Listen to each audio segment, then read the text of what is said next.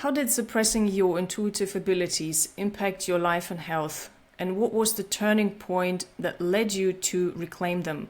Oh, that is an interesting story. I suppressed mine very early on as a child, and that definitely caused some health issues in my late teens. The pressure from that, from not fitting in, from not feeling like myself, going in a direction that I thought I should go with my career before college, I ended up with a lot of health problems. But those health problems actually led me to my career as a health practitioner and started then segued that into that health career into using my more intuitive abilities as an acupuncturist and an energy worker. So in one respect, although it caused me to realize that I couldn't suppress who I was any longer, it also had kind of the little miracle of leading you in the right direction. What did you find most challenging, or what did you dislike the most about corporate America? Oh, working for corporate America, corporate culture is very high pressure. It is very much about doing energy rather than being an embodiment. There is no, when I was in it, there was no real room for self expression. It was what the company wanted. There wasn't a lot of flexibility. There were long hours. It was a bit dehumanizing in many ways. And that led me to burning out in corporate America very early on. And again, that also transitioned me quicker into health and wellness and made me realize the importance of self-care, especially in a corporate environment for executives. And that pushed me into the direction that I am now going in today. So, Working after or during my studies in a publishing company was the first time where I sat on a computer for many hours. Before that, I didn't really use that device much. Also, my phone wasn't such a major point in my life. But then when I started working hours after hours on the computer, I developed such a huge migraine and headaches when I returned home that at some point I had to really decide, do I want to continue this work, which was well paid back at the time, or do I get myself fired, so to speak, or do I stop working there? Because it was such a toll on my health. Till this day, I'm now running my own businesses. I am also noticing that we are risking our health on many levels and in many points to just achieve certain goals, right? And I'm sure now that you have also your own business and you are more into that health space, how do you manage that now differently compared to how you managed it in corporate America?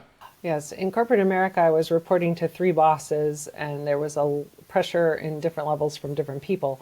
When you're self-employed and when you're an entrepreneur, of course, there's just the pressure from yourself. And I don't know, sometimes you can end up driving yourself more, but at least it's in the direction you want to go, which is nice. But there was also a difference in how I run my business now as opposed to how I ran my clinic. I had a very large, very successful acupuncture clinic in Mesa, Arizona for a number of years. And I got to a point where I was managing 9 different people, where I had a lot of people under me. And I realized that I really wanted to scale back and simplify, that at the end of the day, the money and the time didn't matter as much as the lifestyle. So I did a couple of things. When I was running the big practice, I actually took time for self-care. I also took a lot of vacation time. I kind of trained my employees and I trained my clients that in order to show up and serve at the level that I desired to be at for them, it also required me taking 4 to 6 weeks of vacation, which I did for myself. And I don't think a lot of entrepreneurs do that for themselves. They think that they have to be there. They have to be there 100%. They can't leave it to somebody else. They can't delegate. They can't manage a team the way, or the team can't do things the way they would do things. And so I found that communication and empowering my staff was really important. I also found that making sure they had time for self-care and making sure I had time for self-care. But that's a different corporate and a different corporate culture. So I really think the culture has a lot to do with it. And that was the only thing that kept me from burning out rapidly in owning my own business. So. Yeah, and while building a business, you have like several pillars, not only your own health and your goals that you're striving for, but also you have to be consistent. We hear that word so many times, but from your perspective, why is consistency such a major challenge for many, and especially entrepreneurs, but also private people who have other jobs, oftentimes leading to procrastination and self-sabotage? Oh, perfectionism is a huge thing behind that when you're an entrepreneur, wanting everything to be perfect, driving everything to be perfect. I think that oftentimes leads to some self-sabotage where we think things aren't good enough or are never going to be good enough. Consistency is one thing, but perfectionism is another. So you can show up consistently and authentically, especially in the building phase. I think there are different phases to business, and I think that's very important in the building phase. Once you've built it to the level that you want, which I did get to, where I felt very comfortable, then I was able to find a balance. But I think the enemy is procrastination and perfectionism. Perfectionism will make you procrastinate and make you self-sabotage, and thinking that things aren't good enough will also sabotage your business. Put yourself out there authentically, be as consistent as you possibly can, but do things when you're inspired. Create out of joy. If you're not creating your business out of joy, then maybe you need to rethink why you're in it to begin with. That's one thing I do tell a lot of my clients now. It was, in fact, a huge topic in my personal life, perfectionism. Being an artist and musician, you start from a lack of mindset to begin with, right? When you go into that area, right, you have a lot of self-sabotaging, self-image and self-harming mindsets and beliefs about yourself. So I always struggled with perfectionism so much that, as you said, I self-sabotaged and I procrastinated so much when I started growing my businesses. And I always thought it's never good enough. Whatever I want to put out, it's not good enough. It has to be this way. It has to sound like this. It has to look like this. I have to look like this. I have to sound like this, right? And I found myself in not being able to put anything out there because I wanted it to be perfect. I had such a pedestal illusion kind of image of who I had to be good enough, to be heard and respected by other people. And it took many years actually to overcome that perfectionism. And as you just beautifully said, I started focusing on the joy. I started putting out my stuff whenever I had the highest level of joy of producing that thing, but I never gave up on perfectionism. In fact, I used it to fuel one of my businesses because perfectionism is crucial in that type of business. So I don't abandon perfectionism, even though it's labeled as bad. I use it to create something in my business where perfection is necessary to achieve certain levels, right? But I now work in baby steps towards that perfection, right? In many areas of my life. I don't give up on it. I just tell myself it's okay that it's not perfect now, but you can reach that perfect state maybe someday. But it's not the most important thing. The most important thing is that you actually enjoy yourself. And this is how I knew myself being a kid. When I grew up in Asia, that was my main driver, joy in so many things. And I forgot that type of beautiful and natural and human driver when I moved to Germany and kind of got into contact with a different culture that was not so much into joy, but in punctuality, in order, and stuff like that, right? So other things played a bigger role. So I kind of forget that part. And it was difficult to draw myself back into this because, especially as a woman, I feel, when we are driving ourselves until we cannot operate anymore in a human sense, we become mean, we become angry, we become restless, unfulfilled, and we take it out on everyone that is around us. And I think this is crucially important when we suffer from perfectionism and also being overachievers or trying to achieve something tremendous in this world.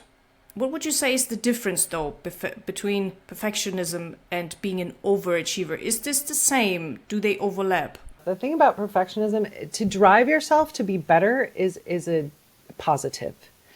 But it's when we don't stop and celebrate the little wins. And I think that's the real difference between being an overachiever and a high achiever. So a high achiever would be someone that strives for perfectionism, or not even perfectionism, but bettering themselves and bettering the people around them. But you will stop and hopefully celebrate the little wins. So perfectionism comes in stages. It doesn't all just happen like that. And that's what we forget, is perfecting our craft, perfecting our voice, perfecting our business, our business culture, how we handle it emotionally as a woman and as an entrepreneur. None of that comes overnight. So if we celebrate those little successes, pretty soon you find you are so much further along than you ever realized you could be. Whereas with my overachievers as clients, I really find that they don't celebrate the little wins. They're just straight on to the next thing. It's like, they're like, yep, I achieved the goal, great. Set it aside, go for the next one. And there's a constant drive to do rather than to take a step back and to celebrate. And again, then you lose the joy. Overachievers are striving to achieve, and it's not a matter of what, it's just a matter of, how and getting there, I think. They don't stop to look at what they've done and what they've accomplished, and that's a shame. And I think a misconception is to have joy in the future, or that overachievers and perfectionists think they will have joy in the future, but as the human body functions this way, you can only feel and produce joy in the moment, in the present, because what you might remember from the past, you can be happy about it, but it's not in the flesh, so to speak. It's a memory, right? And anything that is in the future is not even produced, it's not even here, right? Even though you can think about it, you can manifest it in your brain in some ways, but I feel this fleshy and in the bone joy that is like exuding every cell of your body can only be in the present. And I also learned this little lesson when I first had my kids. Before that, I was not celebrating myself at all. I was just on to the next thing, just as you said, right? What did I achieve now? What's next, right? And all within the joy realm, I did enjoy doing these things. But I think there's a difference between enjoying things that you're doing and celebrating them. I feel like celebrating is always sharing it, right, with someone. Many times, but it can be celebrating it with yourself. It can be taking that moment to really revel in the present. Because a lot of times we waste our energy worrying about what we should have done in the past or what we can be doing in the future. And we forget about the journey. And I don't even think you need to celebrate it with someone to acknowledge it, but just revel in that moment, revel in that feeling of success, that feeling of joy, that feeling of accomplishment. The fact that your launch went well, or that new product was amazing, or you really perfected a skill in a certification. Like, just to revel in that moment is so important. And we forget about being present in the moment. Like you said, we're wasting energy in the past and the future, and we're not enjoying the journey. And when we talk about emotional overwhelm, that can oftentimes happen not only when we're building businesses, but building families, building partnerships, being in a whatever job, also corporate jobs, right? It is oftentimes a significant barrier to success. And I feel especially for women. What does emotional mastery look like based on your experience and knowledge? Yeah, and this is something I really get into with my clients, because we think that emotional mastery means that you always feel good, or you never have those bad feelings, or that you don't trigger on anything. And it's really quite the opposite. Emotional mastery is really the art of being comfortable with being uncomfortable. So you can have those feelings, you feel those feelings, but you don't necessarily place meaning on them about you. And you're allowing yourself to be in the present, you're allowing yourself to feel, because there's no wrong feeling, but you're giving yourself the space to respond rather than react. So emotional mastery is not about not feeling. And I think that's the biggest misconception, is people are like, I shouldn't feel frustration, I shouldn't feel anxiety. Those emotions are there for a reason. All of our emotions are messengers, and they're telling us something that we need to work on, or something that we can do better, or something that we haven't processed that's coming up as a trigger again. So I think people are afraid to feel, and emotional mastery is not feeling. Emotional mastery is accepting all those feelings, understanding the messages that they provide, and then waiting and responding. I'm thinking about so many situations where I really thought that was emotional mastery when I first got into EQ. To like banish certain emotions completely. You should not be angry, you should not be devastated, you should not feel depressed or sad, or all those negative feelings that society tends to put a label on it. It's not desirable. While on the other hand, all those joyous and positive feelings are being promoted very heavily. And so I think it also drives a lot of pressure and stress onto people just in general, and on women especially, because we are thought to be very emotional, and we are going through roller coasters throughout the month. And it is putting even more pressure on women to function like men, who also have emotions, but they have different tools and different brains that do different things with emotions.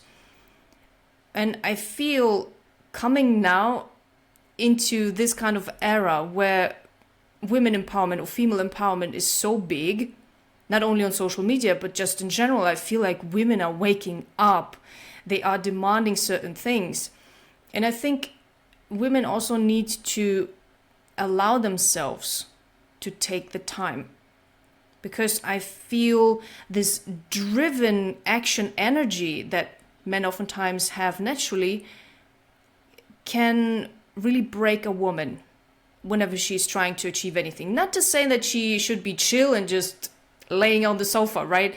Women can achieve tremendous things, but I think if she goes 100% only in this male energy, never taking time as much as she needs, right, for her body to process everything, because emotions are a whole load on the body and on the brain. And when you're going through certain emotions, I feel that the societal structures and the systems are not giving us the opportunity to do so. We are pressured to wake up in the morning, to go to a corporate job, or to deliver our kids to the school or kindergarten or what have you. There's always a time constrictor, always a time limit. So you cannot function as a human if you are being treated like a robot or expected to behave like a robot. My biggest hope for the next decades is that women in their empowerment state that they have right now are driving this type of development, that they move away from demanding it, but really living it without excuses. Yes, I think women are becoming an example. And I think as women rise in empowerment, we are going to see a shift in corporate culture. We are going to see that we don't have to be in a constant doing and driving energy to create things. We don't need to be in that competitive energy in order to create things. And I think that the world does need a balance. And there's a reason that now is the time that women are rising and taking the stage with this. Because women are the creators. Women give birth to ideas, but with giving birth comes incubation, right? And so we have to take the time to birth those creations into the world. And men are used to just driving, forcing, competing. There is a definite difference in energy. And I hope that women are realizing that they don't have to be men to be successful. They can be even more successful if they embrace their feminine qualities, the nurturing, the compassion, the validation, the seeing, the creating. If we embrace those things that are feminine, I think the world will just be a better place for it. And I think corporate America will thrive under those new energies. That will, of course, take time and a few very brave brains to let themselves sit in that type of soup, so to speak, and just enjoy it for a moment to feel how it could improve the future. And while women, as you say, are the creators and are birthing ideas into this world, I feel at the same time, based on different dynamics that we have in society, they have a huge package and baggage of imposter syndrome. They don't feel like they are worthy. They don't feel like their ideas are valid or good enough to be performed, to be spoken about. And so we oftentimes shove our ideas away and we kind of regress to the personality or the character that we used to be or that we think society expects us to be. Yes, very much. We tend to do what we think we should be doing. I said the worst word in the human vocabulary sometimes is should, because it takes away from the individual genius and the individual creativity. And I like to see women really start to embrace their individual zone of genius and their individual creativity, as opposed to doing what we think we should do as women and what we think we should be, how we think we should perform, how we think we should act, how we think we should look. All of these things are, imposter syndrome comes from the comparison. We'll scroll social media, we'll look at what she's doing. And this is one of the things that holds women back. And you don't see men comparing themselves to each other, I don't think, as much as women sometimes. And it's a shame, but I also think it comes from history. It comes from the fact that some of us, I don't know what age all of our listeners are, but in my generation, we were one of the first generations to be able to have an education, to buy a house in your own name, to have a credit card. And I think a lot of younger women don't realize that as of, I think, as early as 1970, this wasn't, women didn't have the opportunity to do these things. So it's very new for us to be able to do these things. And then we were used to competing with other women for a man and for these things that we wanted. And so I think that we still need to shed a little bit of that.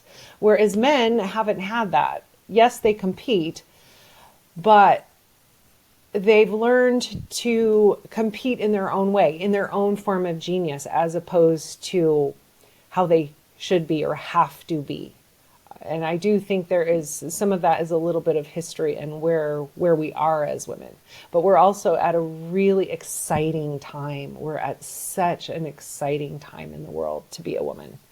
So, but I don't know that many people realize that the timing of all this is very interesting historically. The competition definitely is very different in different parts of the world, I noticed. I didn't grow up with competition. It was at zero.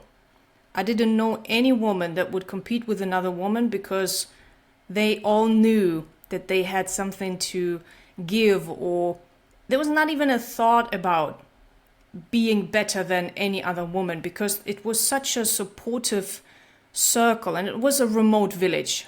So that to mention, because I think in bigger areas and in bigger cities, especially in the Western world, you drive yourself to compete with others much more for a job, for what have you, right? For many things, you feel that urge to compete more because there are more people who want the same thing. But me growing up in that remote village with, I don't know, maybe 100 people, it was a very small village. And in Asia, where other things, other values were on the forefront. And when I came to Germany, I for the first time experienced competition among women.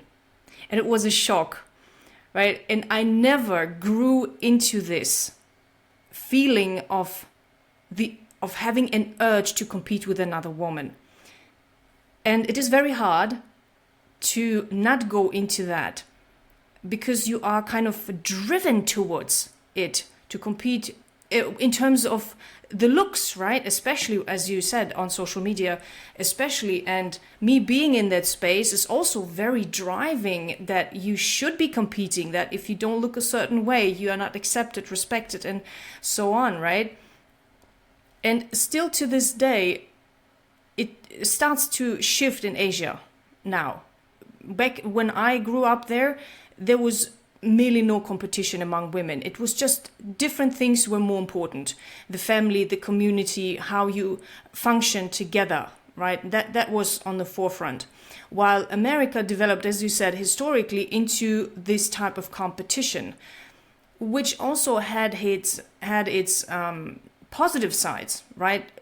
I see America as an area where so many new ideas and revelations are coming from, right? This entrepreneurial sense of being and creating things is really coming from that American world, in at least in my view and experience. While being and living for a long time in Germany, which is the center, right, from both worlds, it was a different type of thing, and the competition was really brutal. Not as much as in America, but it was brutal for me to experience that women now have to compete against each other. Where I grew up, we were supportive. We always had each other's backs. We were listening to each other. We were supporting our ideas. We were doing things together, right? We were creating things together. And there was no need to compete because we all had everything we needed. Right. And now Asia is catching up and is a huge driver of competition. It is almost exceeding the American type of competition when you look at different areas of culture or even scientific and the school system. It's so hard on competition. It's driving suicide rates to a new level, for example. Across the board, men and women, and men even more than for women, because men are still traditionally the breadwinners and you have to take care of your family and stuff. So this is a very, very difficult aspect of life, I feel. And if women especially drop the idea of competition, I feel something immense and tremendous will be born from this. A new child, so to speak, that will be able to handle the future. Because I think we have a lot of challenges coming up at us. We have an awful lot of challenges. And I think one of the, as I said, with women entering corporate America, with women being entrepreneurs, with women starting to be on the boards of directors, I think that women that have gotten that far need to really think about the women coming up beneath them, and they need to support them. They need to not foster this idea of competition, but this idea of cooperation and supporting other women and seeing other women for their genius and for their unique gifts that they do give. And every woman, every human, there's 8 billion people on the planet. When I talk about imposter syndrome, I always tell people it's like there are 8 billion people on the planet, but that means there are 8 billion unique zones of genius, and not everybody was put here to do the same thing. Every single person has a beautiful, unique, soul-led task. And if you would look at yourself more from that perspective than what culture and business and corporations tell us we should be doing, I think things would shift. And then we would support each other, because of course you would recognize then, if you recognize your own unique genius, you're going to see that spark in someone else and you're going to appreciate it for what it is. And I would love to see us do more of that. I think these are one of the things that hold so many women back, is that we don't have this support in some of the Western cultures, and now not even in the Eastern cultures, where we do support each other. And I think it's beautiful that you brought up how smaller villages and other cultures used to foster this, and we've lost it because we've grown so much, and we're now in big, huge cities where things are dehumanized and impersonalized. And that's not actually how humans were designed to be. We were designed to be in community. We were designed to support each other. We were designed to, we weren't really designed to compete. We were designed to work in cooperation to survive. So we've really taken a big cultural turn there that maybe we need to look at. I think also in the moment of being in competition with someone, you take the attention away from yourself and you put this attention on someone else, on the outside, right? And how can you be creative? How can you foster ideas inside of yourself and be comfortable with yourself when you are in a constant comparison game with someone else? If you do it occasionally, I don't think it's humanly possible to not compare yourself to other people. I think to a certain degree it might even be healthy to create better, to be better, to see what are others doing, to be inspired, or to see, for example, especially in business settings, right, to know what other competitors are doing to then fill the gap, so to speak. Right, not in a competitive sense, but just see how are they serving their audience, for example, and how can I add to this? Not how can I remove them from the market, right? How can I beat them? But how can I add to what they are already doing? Or how can I support them through what I can do? All right, and this is a different way of thinking, but then you have to take yourself out of that competitive view, so to speak, and you have to go back into yourself in order to create something. And so many people think they are not creative, when in reality the human brain is created to be creative in so many ways, to create new solutions, to create new ways of thinking, doing, surviving, right? And every human being has that, and it's so sad that through especially the school system, it is systematically killed down. The ability of a human being to think and be creative. And I think it will harm humanity very much if we don't make a turn now towards this. And your work specifically, which is why I support your work so much, will foster this movement, this turn, because whenever a woman specifically is going inside herself again, reconnecting with herself again, she will find that path to creating, to her purpose, that popular word that people love using nowadays.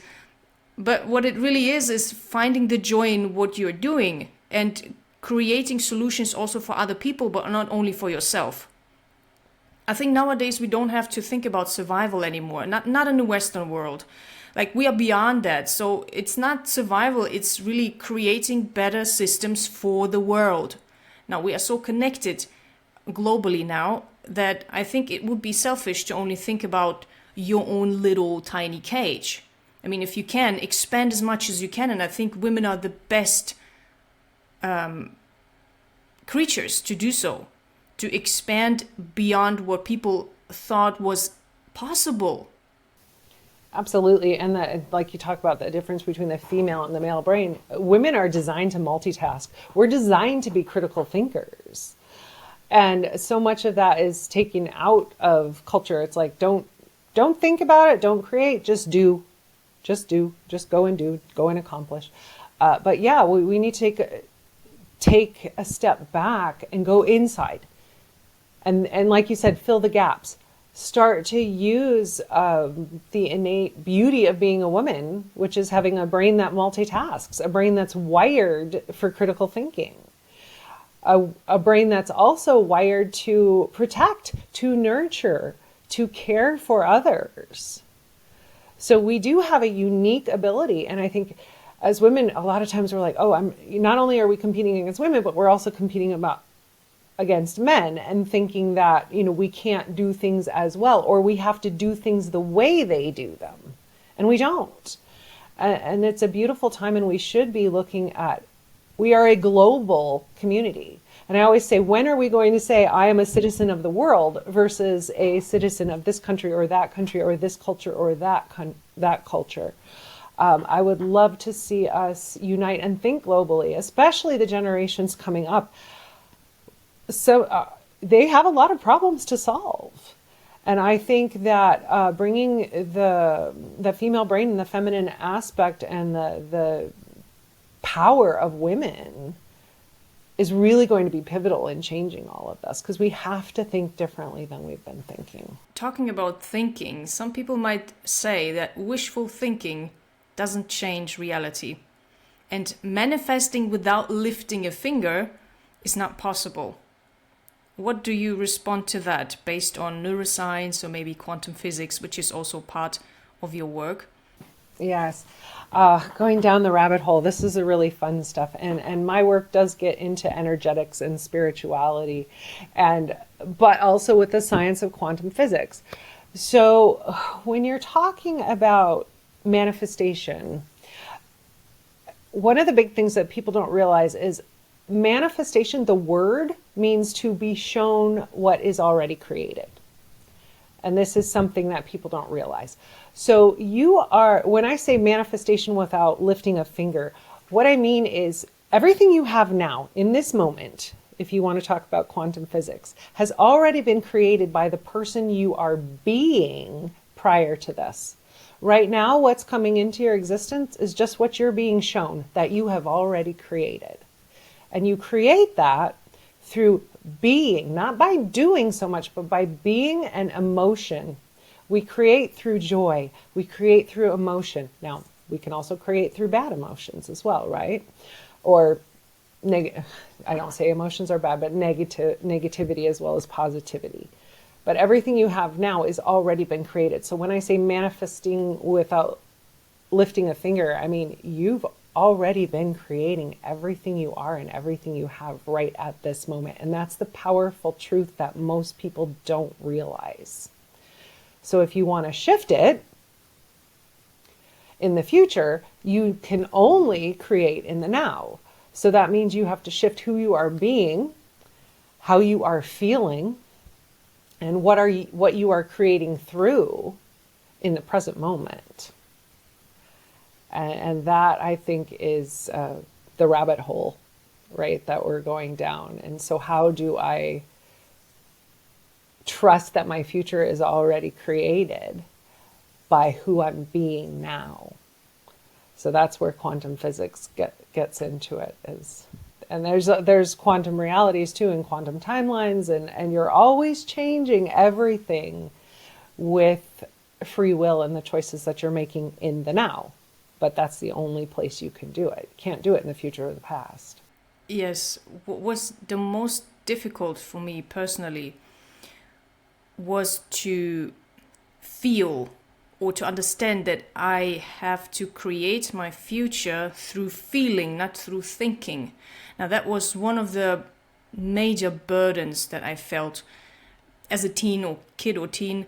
I was overthinking so many things. I mean, the transition between Asia and Germany was such a big change in my life. that I started to take myself out of the equation of being part of something, because I was scared, obviously. Such a huge culture coming from a tiny village into one of the biggest cities in Germany, in Hamburg. It was a shock, to say the least. And I was started to be the invisible, right? Never considering that I had something to contribute. And I stopped feeling positive at all. And I started overthinking everything and being afraid of everything that I encountered. Of course, there were some threats also, being discriminated and all that stuff. It was a real fear. It was not just something that I thought up. But I took it to an extreme where I forgot that I can actually create a future. I stopped believing in a future. And I remained living in the past for at least 10 years of my life, I would say. Going back to my past and always thinking I have lost so much, instead of taking what I had now, even if it was not perfect, better in some ways, but not perfect in many ways, and creating a future by activating my emotions. But the only emotion that I knew at that time, and when you are a teen, it is especially difficult to get yourself moving into a different direction. The only feeling that I knew was sadness. A little bit of anger, but sadness was the major emotion that really drove me down. It fostered a lot of creativity because kind of the human tries to survive, and that's why I went into art and music, I guess, to stay alive. It was really the anchor that kept me alive, literally. And later in life, only when I had my kids, I understood I have to feel in order to create a future. I started to believe that I had a future, that it will not be taken away in a second, right? And so I started to do these things, to really go into myself, into a meditative state, if you will, and really allow my emotions to be positive, to meet positive emotions that I didn't know before. And that was an incredibly difficult process for me to go through. And I'm so grateful that I got to that point where that type of depression really fell off my shoulders. And I know a lot of people are dealing with depression on a daily basis, even worse than me, right? I had two parents who were there for me as much as they could. I had sisters that also tried to support me as well as they could. And I know that other people don't have support systems as such. And I know that sometimes it leads to suicide, or it leads to other breakdowns for weeks, for months, or for years, that they take antidepressants, which I find horrible, especially in America. It's like a huge thing. And I am proof that no matter what goes on in your life, no matter how much the floor has been swooshed away from your feet, so to speak, how much you've lost ground, you can build it back up, and you can find your emotions back, the positive emotions back, and you can create a future. And I'm not afraid of building a future now. I am looking forward to building one. And even if, and that's a reality we have to live with, I guess, you never know when it's over, right? You never know how long you have. Accidents happen, sickness, all that stuff, right? But the moment you give up the joy of creating a future, it's not life, it's not living. You will not feel alive, you will not feel fulfilled. And I feel tremendously grateful to have found this technique or this path to be able to feel alive, to feel human, to feel like a woman, to heal. And one of the reasons why I support coaches that are specifically in that area, because I had no coaches. I had to find that knowledge all by myself, even prior the existence of the internet, right? That was even more difficult to find support systems. But now that we have that, it's tremendous to have people who can support you, who can lead you, who can guide you. Because being all by yourself, you may not end up like me. You may end up worse. And what would you say are the consequences of not changing your self-image and your internal dialogue? Oh, it's huge, and we're seeing that as a mental health epidemic across multiple cultures, not just in the U.S. We're seeing it everywhere, and what this kind of goes back to the emotional mastery part, as in depression, and I'm speaking also from a clinical space of being an acupuncturist for 25 years, and my specialty in acupuncture was anxiety and depression. So I have a great deal of experience, and now I have taken a lot from that and brought that over into my coaching. And one of the things is that people are afraid to feel. Depression comes from pushing down emotion. And this is one of the things that we don't realize. Think about it. Depression, you are pressing down your emotions because we are so terrified to feel the bad emotions. So we stop them and we isolate them. We don't want to admit that they're there. So one of the things when I am working with my clients is we do get emotional. We have to learn not to be afraid of those feelings. Anxiety exists to protect us on a species basis. It is designed to keep you alive. But the ego in anxiety can overthink, over-worry, and then create problems. But because we don't know what these emotions are telling us, and we don't know how to decipher them because we've not been taught how to decipher these emotions in our cultures, we will misinterpret them and we will think they're bad and we will push them down and we will not know how to deal with them. And it is becoming epidemic.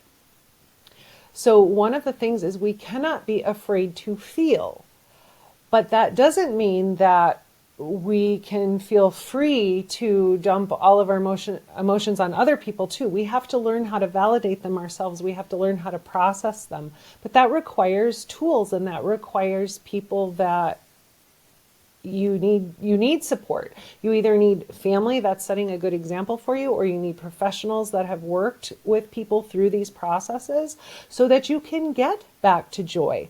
Because our baseline as a human, our frequency that we should hopefully be resonating at is love and joy.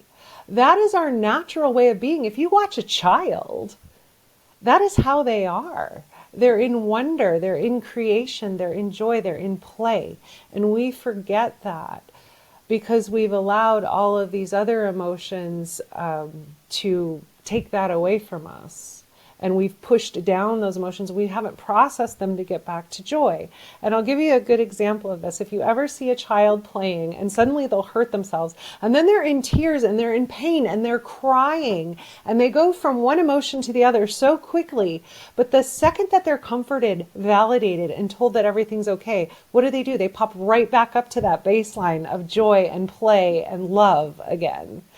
And this is actually how we're designed to operate as humans. It's just we've lost the ability to process those emotions, those negative emotions very quickly to come back to joy and baseline. It's not that we're never supposed to have them. It's natural to have them. It's just how do we process them? How do we come back to baseline? How do we start creating through joy again? So yes, support is so integral, and we don't have nearly enough of it in a world that has, created competition and taking away that basis of support and that basis of community. And it takes time to process those emotions. Even if you know how to do it, you still need time. And this is one aspect that I feel specifically in the Western world is too strict.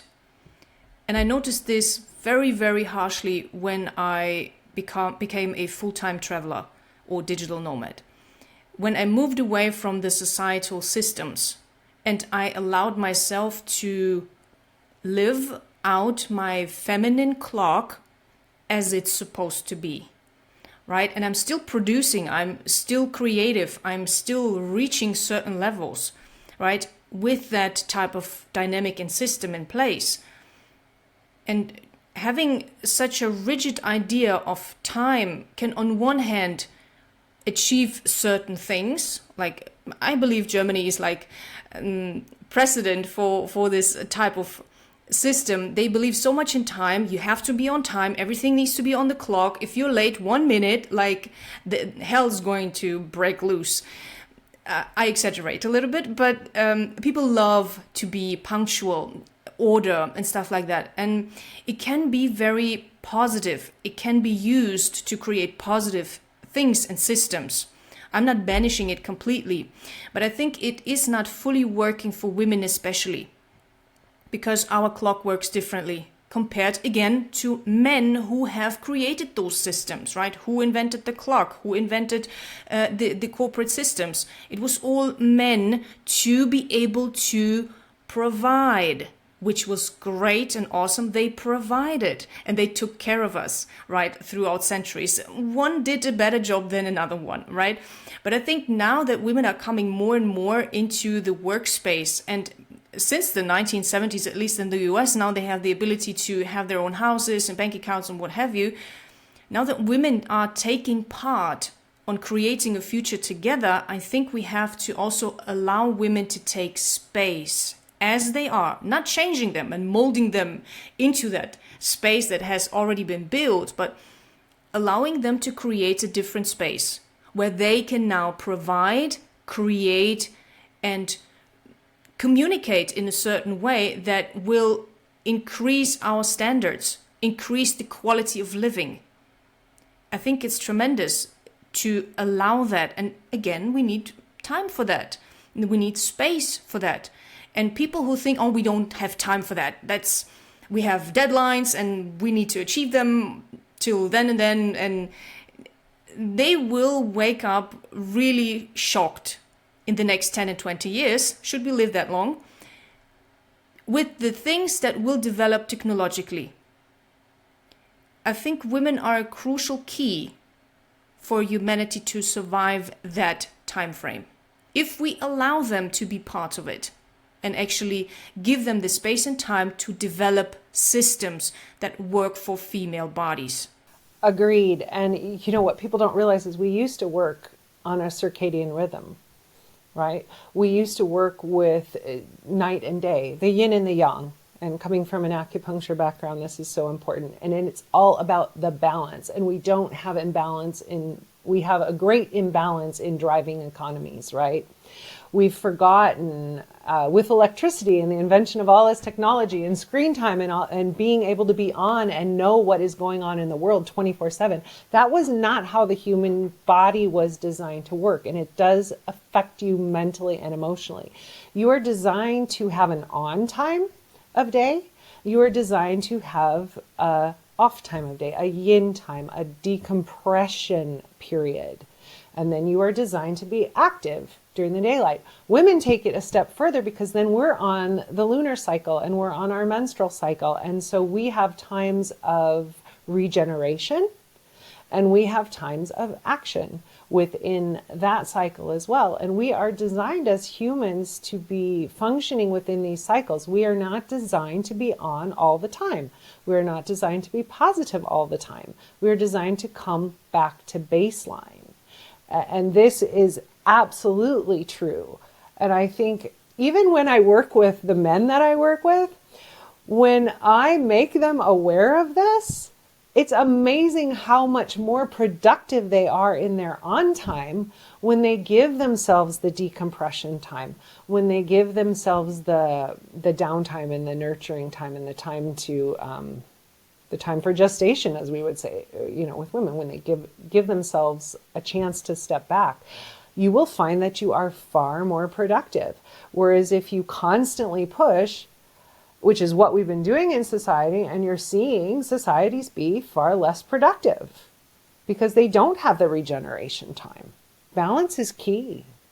And on an emotional side, it is also key because if I imagine women are stuffing all their emotions down just to be on the clock and to live by the system, so to speak, and achieve all those goals, what happens with them when they become mothers, right? Because many women nowadays avoid having kids till they are 40 or even later, right? Or just in total, they deny to be mothers at all, right? Which will also have consequences, right? But when a woman is suppressing so much of herself and then she becomes a mother, she will take it out on her kids 100%, because the kid will trigger every bad side in you, right? And if you don't have systems in place, and I'm not speaking about heal before you have kids and this kumbaya rhetoric, I'm not for that, because you cannot fully heal unless you have submitted yourself into a situation that is triggering every single button that you've created or that has been grown inside of you. And if you think you are healed and then you have kids, you will notice very quickly that your buttons are still pushed, or you discover new buttons that you don't know that they existed, right? So you have to be very careful as a woman to prepare yourself. I think that's a better strategy than to say heal yourself fully before you have a partnership or kids, right? You have to prepare yourself with tools to be able to especially manage your emotions, because, and I think especially when you have a son, when you take it out on your son, all your frustration, you will damage that child so much that we then have that type of man that nowadays no woman wants to have anything to do with. And as a whole womanhood, we are complaining about the types of men that we are meeting. And this is all on the women, because women spend the most time with the kids. Men are still oftentimes out in the workspace. Who is taking care of the kids? Who is raising that man? It is the woman. And because she did not learn the tools and the tricks to manage her emotions, which is so crucially important in the interaction with his son, she will not teach him to respect himself, because you will always be angry at him, right? And you will not teach him tools to also treat women a certain way, because you don't treat yourself a certain way, right? And you allow him to treat you a certain way, which is negative most of the time. And it is also, I'm saying this also to myself, having a son. And I'm also saying it to women who have sons, who will grow up to be men. Whether you have a partner or whether you are a single mom, you can do it by adding those tools into your toolbox, especially when it comes to your emotional life. Yes, it's so important. Like you said, it's so important to be able to manage your emotions and to set good examples for children. And yes, they are going to trigger your buttons. So this idea, I do want to mention this idea that you say people have of being totally healed before you're a parent. I think this idea, coming from a healing background, you'll be interested in this perspective, is what I realized is, we have this idea that we have to be healed before we can be this amazing individual. You're perfect just as you are now with all of your flaws. And I think if we realize that we don't have to heal to be a better person, that we don't have to heal everything to set a good example, that we can manage our emotional intelligence, we can teach, own our stuff when we don't do the right thing with our children. And that they don't need perfection. They need to see how you manage imperfection. So this idea that we have to heal and be perfect before we can be a parent isn't necessarily setting the right example for our children either. The better example is, like, we are human. We will all make mistakes. We will all have emotions. But what do we do? Do we own it? Do we show up as best we can? Do we learn from our mistakes? This is what is teaching a child to be a good human. They have to see the mistakes as well. But I think we have to acknowledge and own those mistakes in order to teach them. So, and I am actually not a parent. So it's really interesting because I've observed, I used to have some very interesting conversations right along these lines with all of my clients that are parents. And it's like, no, you don't have to be perfect to be a parent. You just have to own your mistakes and learn from them and then teach your child to do the same. And you can heal in a moment. I've seen people just heal by making a different decision. It doesn't necessarily have to be a long, drawn-out process. I've seen people heal in days, in weeks, for things that they have carried a lifetime. So the idea that we have to be healed and perfect before we can do anything, that's not correct either. We are perfect in our imperfection, as long as we're growing. I love what you said about the decision. We are oftentimes just a decision away from healing. And healing is also not just one level or anything. It can be a starting point for a prolonged healing journey, depending on what type, how severe the thing is that you are carrying around with you. Some things will heal instantly, that you think you are afraid of something, for example. I think those types of things can be healed easily if you just decide to react a different way. It can be done. But if it is trauma that resulted from years of abuse, different types of abuse, of course you will not be healed in an instant, right? It can take time. It will take time. For one person, it will be faster than for another person. And I think we have to drive that aspect home, that we have the power to decide differently. Every second of our heartbeats, right? Your heartbeat or your heart decides also to beat every second, right? It could decide otherwise, depending on your health situation and all that stuff. And you also have the power to decide again and again and again.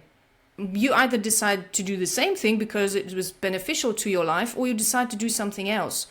But oftentimes, many things are holding us back from making a decision. Many people are there, right? There are those who have acquired that type of knowledge and wisdom, and I know I should not be doing this, and I know this is bad for me, right? Whether it is with dieting or with fitness or with partners, with drugs and what have you. There's so many things could be there, right? But they are on the edge of making that decision and they don't make it. They don't make the decision. They know it, but they don't do it. What would you say, in your experience, what are the 3 things that are holding people back the most from making a different decision? One of the things that I do think holds us back is this idea that, healing from things like anxiety and depression and emotional things is this idea that calm and peace is the antithesis to anxiety. I always tell my clients that it's not peace and calm that you're actually looking for. It's clarity and trust. So those might be 2 things right there, is that one of the things is clarity. We don't know how to go about it. We don't have a path. So that's one thing that will hold you back, is not having clarity on the path that you want to take. And the other is not having trust in the outcome, and that the universe does support you, and that where you are in your journey is perfect for you. You don't have to be as fast as someone else. You don't have to do it the same way as someone else. That for your soul purpose, for your soul path, for where you are in your journey is perfect right now. And I think we forget that. So we don't trust that we are having these experiences for some grander purpose. So that also holds people back in healing. And then the other thing, so clarity, trust, and then, oh gosh, if I had to give a third one that's keeping people from healing or keeping us from getting there, just embodiment is a huge thing. Taking the aligned action. After you have the clarity and after you have the trust, I think the last step is taking that aligned action, embodying the decision that you're making. and taking action on it. And I said, I think that's the process that we need to go through. And those are probably the things that people don't realize, because they think they just need to meditate and be peace and, have that peace and calm. And so we're all sitting there looking for that peace and calm when it's really the end result of doing the other three. So I hope that makes sense. Trusting themselves also, that everything that is going on inside of them, mentally, emotionally, spiritually, physically, is okay, is in the right place to try. I think this is also something that is holding people back a lot. They think if they do something, it has to be tremendous, it has to be genius, right? The results need to be awing all people in the world, right? This kind of idea, that this perfectionist idea, maybe that's the perfectionism that's showing through again.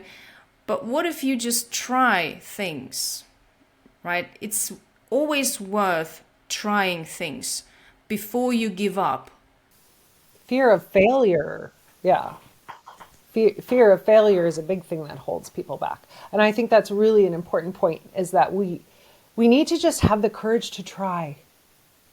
It might not work, but that's how we learn. There is no failure. There is only learning. And if we're learning, if we're in a growth mindset, if we're learning and we're moving forward. And this is how kids are doing it, right?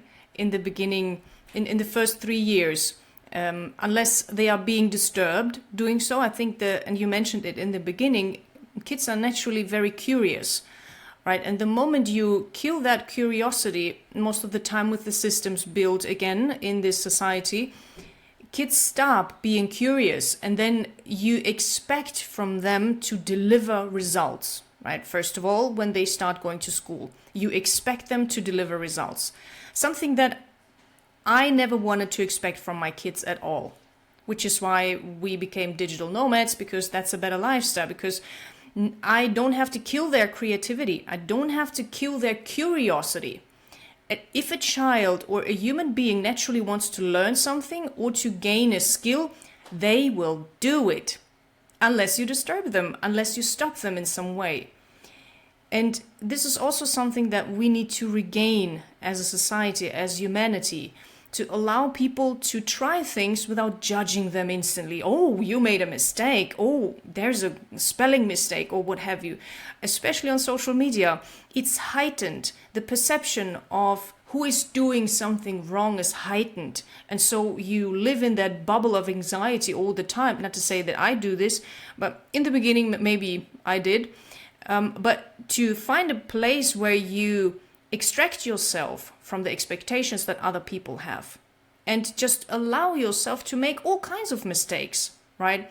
And just live by your own rule book and live by your own goals and not by the expectations that other people have, because it will cripple you in so many ways. Absolutely. Fear of judgment is huge. And I will often have this discussion with my clients, and I say, you have to understand what judgment really is. And this might be a key takeaway for some of our listeners, is that when someone is judging you, 9 times out of 10, they are speaking about their own insecurities, their own fears, their own concerns. So if you listen when you're feeling judged in a different way, you'll actually realize that this is a person opening up all of their fears, concerns, and worries on a silver platter to you and telling you a great deal about themselves. Judgment, most of the time, has absolutely nothing to do with you. So if we start to look at judgment a little bit differently as well in our society, think about the growth potential that's there. A lot of people are very, very afraid. And it oftentimes comes from the parents. The way a person judges you is the way that their parents judged them. And this is just a recent realization that I had to divorce myself from judgment of other people, because it's difficult. If you're building businesses, if you are genuinely trying to improve things for people, there will always be somebody hating on you, right? Hating the things that you create and put labels on you, right? Negative labels. And it was quite a difficult process for me to understand that what they are saying must be a result of how they grew up, of how their parents treated them, what kind of life situation they have been in, to come to the conclusion that I must be evil, right? Or that I'm a liar, right? All that type of things that we tend to take very personally, right? It must be about me. I must be horrible. What things do I need to change to please this person so that they see me as an angel, as I think I am, right? And you don't have to please anyone but yourself, and to come to the goals that you set for yourself. Because whenever you start pleasing so many, and there will be so many people out there that will have an opinion about you, will be judging you, right? If you start pleasing every single one of them, what happens to your goals? What happens to your peace? What happens to your compassion? You will not be operating from those good female qualities that I would at least consider them, but you will operate from an anxiety. I'm not good enough and I have to prove myself to other people. How about you just prove things to yourself, what you can do, and just remain inside of yourself and not try to please people that will never, no matter what you do, they will never love you. There are people who will always hate you for what you do and who you are. And this is a very, very personal struggle also for me, for all my life. The judgment that came from my dad, for example. He is a highly accomplished man, and obviously he expects the same thing of his children, right? And the type of judgment that I got from him all my life was suffocating, to say the least. I love him for being who he is and how accomplished he is and how he took care of us. Always will I be grateful for that. But the type of judgment that came from his side was very difficult for me to handle. And I always thought it was me. Something was wrong with me. Until I understood and dug a little deeper into his childhood and his story of how he grew up and how his parents were. Man, I understood that person so much more, and such a big relief came from that everything he says is just his own experience of life with his parents, with how he grew up, the challenges that he had. And nothing that he says is really telling me that I am doing something wrong, right? In his perspective, maybe I am, but it does not have to mean that I have to now change myself to please him, because he will always remain in that position. He will always remain in that position because that position was created outside of me, before me. And who am I to change a person like that, right? Such a tremendous era that he went through to develop this mindset about certain things and values. For me, even I'm his daughter and I'm not just anybody, a stranger, I'm not enough to change all the things that created that type of mindset. And I think the same goes for anyone, any hater that you encounter on social media. Who am I to change their position? I'm not enough in the sense that a single person will not be able to change them. And it is also not my job to change them. They should change themselves if they want to have a different perspective on certain things, right? And it is responsibility that it comes back to. Absolutely. Radical personal responsibility is what we all need to be striving for. And I chuckle because I think we were raised by a very similar father, because I had a very, very similar experience. And I laugh because I spent my life trying to please my father. And the interesting thing is we grew so much closer when I just decided to be myself and do my own thing and not worry about what he thought or what anyone else thought. And someone will always be triggered by your brilliance. Someone always will be triggered when you allow your light to shine. I work with a lot of thought leaders that are really changing their industries. And they're afraid of, they don't want to be conventional because they're not conventional, but they think they should. And then when they're not, there's always going to be someone that's triggered by change, someone that's triggered by that, because we can't know what someone else is thinking or feeling because we're not in their shoes.